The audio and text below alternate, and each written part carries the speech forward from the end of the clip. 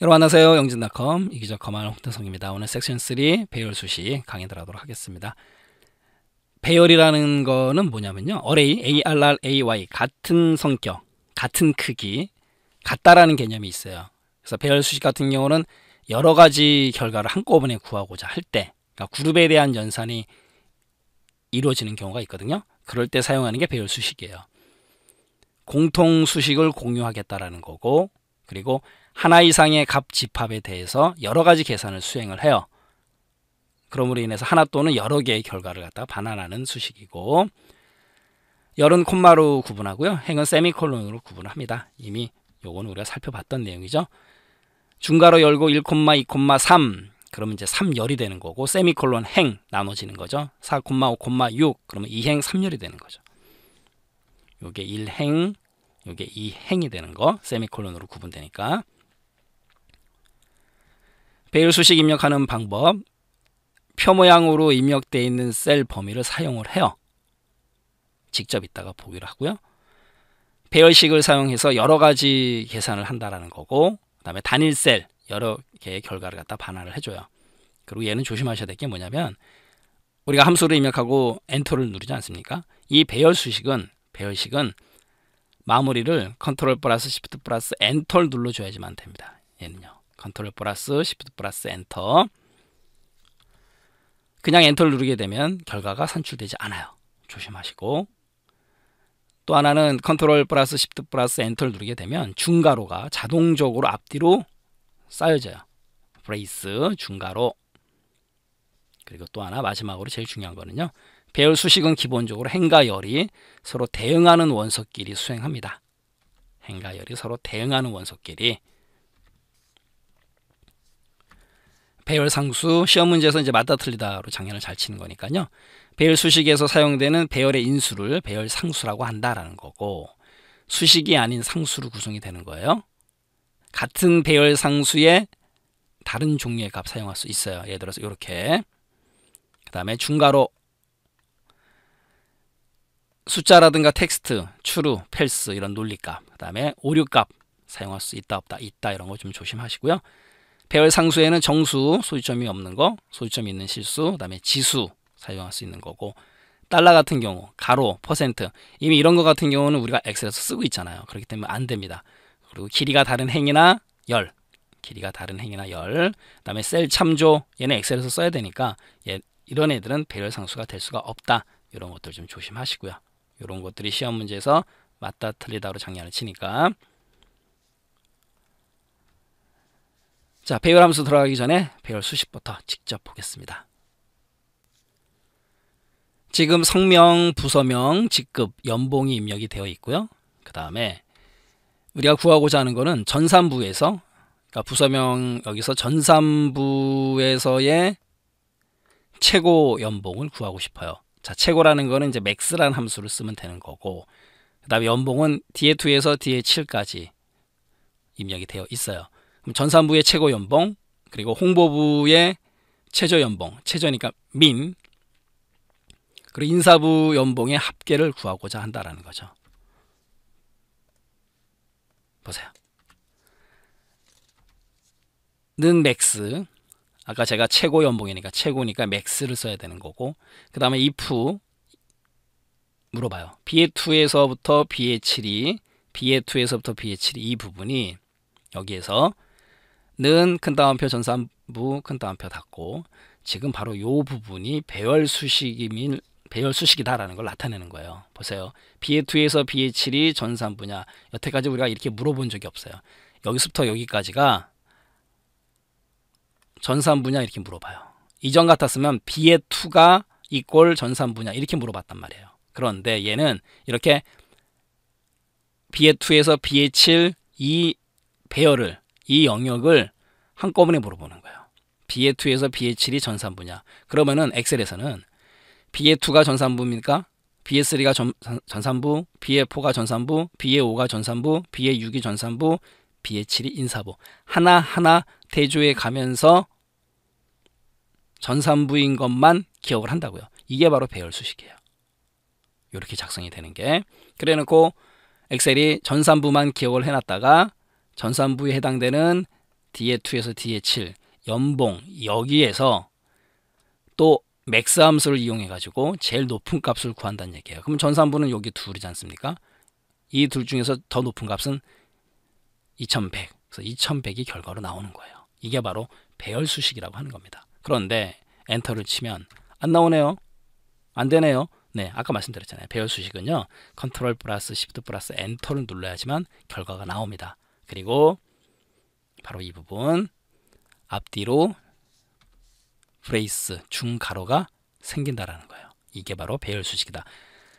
자, 이론은 어려웠지만 실제 수식을 보니까 어렵진 않죠. 또 가겠습니다. 는 민 최저 연봉을 구하는 거니까 민 if 또 물어봐요. 얘도 마찬가지로 배열 수식처럼 이렇게 B의 2 콜론 B의 2 콜론 B의 7 이꼴 땡땡이 홍보부 땡땡이 바로 이 부분.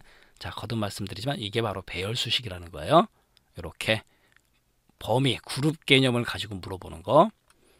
얘도 마찬가지예요. 그럼 하나하나 물어봅니다. 그래서 홍보부만 기억을 해놨다가 D의 2에서 D의 7 이 연봉에 해당되는 숫자 중에서 제일 작은 값, 또 어떤 부서? 홍보부에서 민 제일 작은 값, 그러니까 1800이 결과가 떨어진다는 얘기예요. 마찬가지로 컨트롤 플러스 시프트 플러스 엔터 1800 됐네요. 이번에는 인사부 연봉의 합계요. 합계를 구하고자 한다. 그러면은 썸 함수를 쓰면 되는 거죠. 는썸 마찬가지로 if B의 2에서 B의 7 인사부냐 똑같이 물어보는 거예요. 그러면 인사부만 골라내서 인사부 여기 그 다음에 맨 마지막에 있네요. 요 두 개를 갖다가 합계 즉 썸을 구한다라는 거죠. 연봉의 합 마찬가지로 컨트롤 플러스 시프트 플러스 엔터 그러면 4400이 나온다라는 거죠. 이게 바로 배열 수식이고 이번에는 이제 어떤 예제냐면요. 지금 응시번호, 성명, 성별, 서류 점수, 시험 점수, 면접 점수가 있어요. 그런데 여기다가 성별, 여자의 평균 따로, 남자의 평균 따로 이렇게 구할 거예요. 결론적으로 여기서부터 여기까지 여자인지 남자인지 배열 수식을 써서 물어봐야 된다라는 거죠. 가겠습니다. 여기 먼저 평균이니까 에버리지 당연한 거죠. 그 다음에 마찬가지로 if 성별이 들어가 있는 것은 C의 4에서 C의 8이에요. 근데 절대 참조를 지운 이유는 이 수식을 가지고 그죠? 채우기 핸들을 이용해서 수식을 복사할 거기 때문에 이 구간은 변함이 있으면 안 되잖아요. 그러니까 절대 참조를 준 것뿐이에요. 그래서 C4에서 C의 8이 여냐 물어보는 거죠. 여기는 이제 여남 이렇게 명기 되어 있으니까 그럼 하나하나 비교를 하는 거죠. 그랬다가 여자인 경우만 기억을 해놨다가 D의 4에서 D의 8 서류 점수 아니겠습니까? 서류 점수 여자에 해당되는 서류 점수에 뭘 구하라? 그렇죠. 평균을 구하라. 그거예요. 컨트롤 시프트 엔터 얘도 마찬가지로 그리고 나서 채우기 핸들을 드래그 한다는 얘기죠. 그렇게 되면은 어떻게 돼요? 절대 참조가 써 있는 부분은 안 변한다라는 거잖아요. 그죠? 바로 그거예요. 그리고 여기도 마찬가지 절대 참조 컨트롤 시프트 엔터 다음 이번에는 남자 평균 가겠습니다. 는 에버리지 if $C $4 $C $8 여기가 남자냐 남 이렇게 물어보는 거죠. 또 마찬가지로 서류 점수에 해당되는 D의 4에서 D의 8 그리고 컨트롤 시프트 엔터를 누르게 되면 남자의 평균이 구해진다라는 거예요. 나머지도 마찬가지 C의 4에서 C의 8 범위는 절대 안 변하지만 지금 여기 같은 경우는 2의 4에서 2의 8이죠. 왜? 시험 점수이기 때문에 여기 같은 경우는 F4에서 F8 왜? 면접 점수의 평균이기 때문에 그 뒷부분 상대 참조로 준 부분만 변동이 생긴다는 거죠. 이게 바로 절대 참조를 이용해서 배열 수식을 사용한 경우예요. 앞부분은 절대 참조 그 다음에 서류 점수, 시험 점수, 면접 점수 변화해야 되는 부분은 상대 참조를 줬다라는 거 조심하시고요. 이미 그거는 우리가 참조 시간에 상대 참조, 절대 참조, 혼합 참조 시간에 배운 내용이니까 조심하시고요. 이번에 이제 배열 함수 가겠습니다. mdtrm 함수는요. 배열에서의 행렬식을 구해주는 함수입니다. 자, 얘는 수학적인 개념이에요. 그렇기 때문에 mdtrm 행렬식, 배열의 행렬식을 구해주는 함수 이렇게 알아두시면 돼요. 우리가 수학에서 행과 열이 같은 숫자 배열을 정방형 배열이라고 해요. 이제 수학적인 개념인데 우리가 행렬식을 몰라도 이 함수를 알면 구할 수 있다. 이 정도로만 알고 가시면 되는 거예요. 그래서 바로 이 부분 m dterm b의 2에서 b의 4, b의 2에서 b의 4 범위 설정 주고 난 다음에 컨트롤 시프트 엔터를 누르게 되면 배열의 행렬식을 구해줘요. m dterm 배열의 행렬식을 구해주는 함수다. 이렇게. 이번엔 m 인버스 그럼 반대 개념이거든요. 그래서 배열로 저장된 행렬에 대한 행렬에 대한 역행렬을 구해준다. 지금 수학을 되게 잘하시는 분들은 다 이해를 하시겠지만 수학을 모르시는 분들은 그냥 m 인버스가 행렬에 대한 역행렬을 구해주는 함수다. 이렇게만 알아두세요. m 인버스 배열. 마찬가지로 행가열이 같은 배열을 우리가 정방형 배열이라 하고, 만약에 행가열 같지 않을 경우 밸류에라, 그 다음에 빈 셀이나 텍스트가 들어있는 셀 밸류에라가 떨어져요. 그러니까 수치가 잘못됐다라는 거죠. 밸류 이런 오류가 떨어진다라는 거 조심하시고, 마찬가지로 컨트롤 시프트 엔터 누르는 거 조심하셔야 되겠죠. 얘도 마찬가지예요. m 인버스 가로 열고 중가로 1,2 세미콜론 3,2 중가로, 그 다음에 다시 가로, 그 다음에 컨트롤 시프트 엔터를 누르게 되면 이렇게 역행렬을 구해줘요. 그래서 m 인버스 행렬에 대한 역행렬을 구해준다. 이렇게 알아두시고, 그 다음에 m 멀티플라이가 곱하기란 뜻이 있으니까 얘는 배열의 행렬의 곱을 구해주는 함수예요. m 멀트. 사용하는 방법은 m 멀트 배열 1 배열 2 이렇게 쓰면 돼요. 얘도 마찬가지로 m 멀트 주고 난 다음에 컨트롤 시프트 엔터를 누르게 되면 이렇게 배열의 곱을 구해준다라는 거고, m 멀트 이렇게 알아두시고요. 그 다음에 퍼센타일 같은 경우는 퍼센트요. 그거 생각하시면 돼요. 범위에서 k번째의 백분위수 값, 그래서 백분위 값을 구할 때는 퍼센타일 이렇게 알아두시면 돼요. 는 퍼센타일 배열 K 이렇게 주는 거예요. 그래서 K는 0에서 1까지의 백분위수 값, 는 퍼센타일 가로 열고 중가로 1, 2, 3, 4 주고, 그 다음에 중가로 닫고 0.9 이렇게 되면 0.9번째 백분위수 값을 구해줘요. 그래서 백분위수 값을 구하는 함수는 퍼센타일 이렇게 알아두시고요. 프리케인스 함수, 얘는 실무에서 실생활에서 자주 사용할 수 있기 때문에 직접 한번 보여드리기로 하고요. 프리케인시가 무슨 뜻이냐면 빈도, 횟수 이런 뜻이 있지 않습니까? 그렇기 때문에 값의 범위 내에서 해당 값의 발생 빈도를 계산해 줘요. 얘는 직접 한번 보도록 하겠습니다. 지금 고객명 누적 포인트가 있고요. 그 다음에 누적 포인트 점수가 쭉 있어요. 그 다음에 여기에 지금 C하고 C, D, 그죠? D가 숨기기가 되어 있는데 숨기기 취소를 하겠습니다. 그럼 여기에 59, 69, 79, 89라고 이제 입력을 해놨고요. 여기는 이제 포인트별 인원 분포예요. 59 이하, 60에서 69, 70에서 79, 80에서 89, 90 이상이에요. 어떻게 구하냐면요. 이렇게 구하면 돼요. 는 프리퀀시 빈도를 구하라. 59점 이하, 여기서 59점 이하를 갖다가 프리퀀시 골라내는 거예요. 헤아리는 거죠. BA2에서 BA9, BA2에서 BA9는 누적 포인트가 들어가 있는 점수 이 부분이고, 그 다음에 DA2에서 DA5, DA2에서 DA5 얘가 중요해요. 바로 이 부분입니다. 이렇게 미리 작성을 해놔야 되는 거예요. 프리퀀시 함수. 자, 보세요. 범위 설정을 하고 난 다음에 프리퀀스 함수를 입력을 해요. 그 다음에 컨트롤 시프트 엔터를 딱 누르게 되면 59점 이하는 1명, 60에서 69 둘, 70에서 79는 1명, 80에서 89 1명, 90 이상은 3명. 90 이상만 한번 카운트 해 보겠습니다. 우리가 눈으로 아이 체크 하나, 둘, 3명이네요. 이렇게요.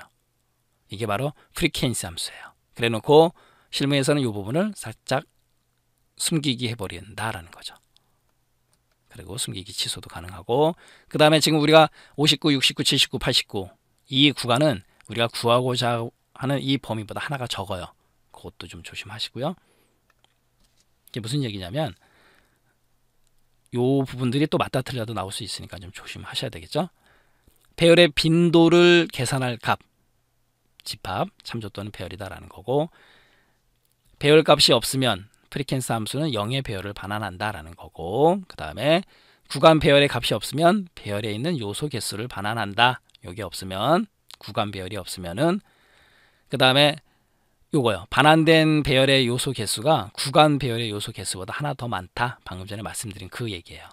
그리고 프리퀀시 함수에서 빈셀과 텍스트는 당연히 무시한다라는 거고, 그 다음에 마찬가지로 범위 설정한 다음에 아까 제가 보여드렸었죠. 수식 입력하고 컨트롤 플러스 시프트 플러스 엔터로 마무리를 져라라는 거예요. 프리퀀시 함수 실생활에서도 잘 사용하니까 알아두시고요. 프리퀀시. 그 다음에 sum product 함수 마지막 함수가 되는데요. sum이라는 건 합을 구하는 거고 product라는 건 곱하는 거잖아요. 얘는 그런 기능을 합니다. 곱한 다음에 합해 주는 거예요.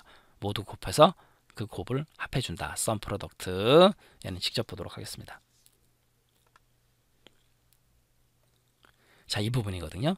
이 부분인데 지금 우리가 일반적으로 여기를 좀 삭제를 좀 하고요. 보세요.